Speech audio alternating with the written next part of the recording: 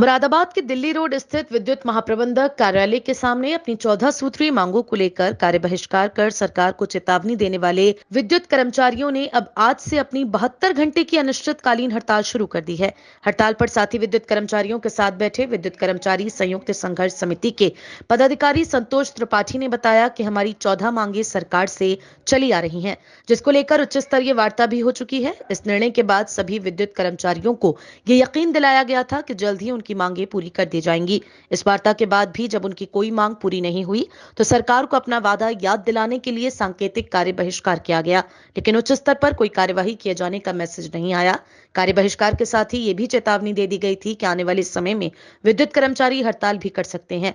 इसके बाद भी उनकी मांगों को गंभीरता से नहीं लिया गया, जिसके कारण उन्हें अपनी ये 72 घंटे की अनिश्चितकालीन हड़ताल शुरू करनी पड़ी। हड़ताल पर गए विद्युत कर्मचारियों ने कहा कि जब तक उनकी ये 14 मांगे पूरी नहीं हो जाती तब तक ये हड़ताल जारी रहेगी। दिल्ली रोड स्थित विद्युत महाप्रबंधक कार्यालय के सामने चल रही इस हड़ताल में मंडल के सभी विद्युत कर्मचारियों ने भाग लेते हुए जबरदस्त नारेबाजी भी की है।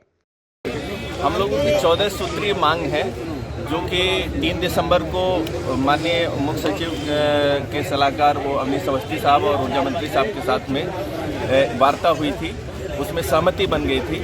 उन्हीं 14 सूत्रीय मांगों को क्रियान्वयन करने के लिए, उन्हें लागू करने के लिए, उसी के लिए हमारे ये आंदोलन चल रहे हैं। क्रमशः 2 दिन तक कार्य बहिष्कार हम लोग का चला है।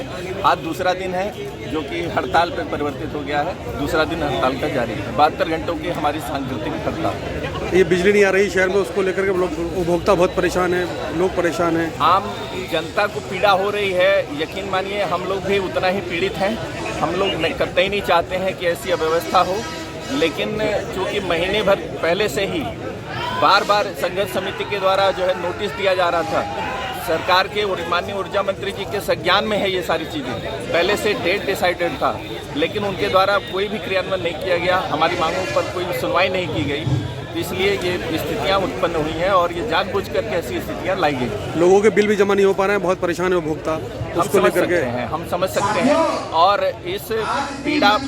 इस पीड़ा में हम उनके साथ हैं, हम उन्हीं के भाई बंधु हैं। हम कतई नहीं चाहते कि ऐसी स्थितियां हों, लेकिन कुछ अगर ऊपर से कुछ ऐसा दिशा निर्देश मिल जाए, हम लोग को राहत मिल जाए। हमारे संविदा कर्मचारी भाई हैं, वो 7-8 हज़ार की नौकरी करते हैं, दिन रात वो लगे रहते हैं, जान जोखिम में पड़ी रहती है। अब बताइए आज के इस महंगाई के दौर में 7-8 हज़ार में किसी का जीवन यापन कैसे हो सकता है। इसी प्रकार से कई अन्य मुद्दे हैं। उसमें हम लोग के प्रोटेक्शन एक्ट को लागू करने की बात है, जो जगह जगह झगड़ा वगैरह हो जाता है। इन चीज़ों को कम से कम हम सेफ रहें, सुरक्षित रहें, सुरक्षित वातावरण मिले, संसाधन मिले, उस हिसाब से हम काम कर सकते हैं।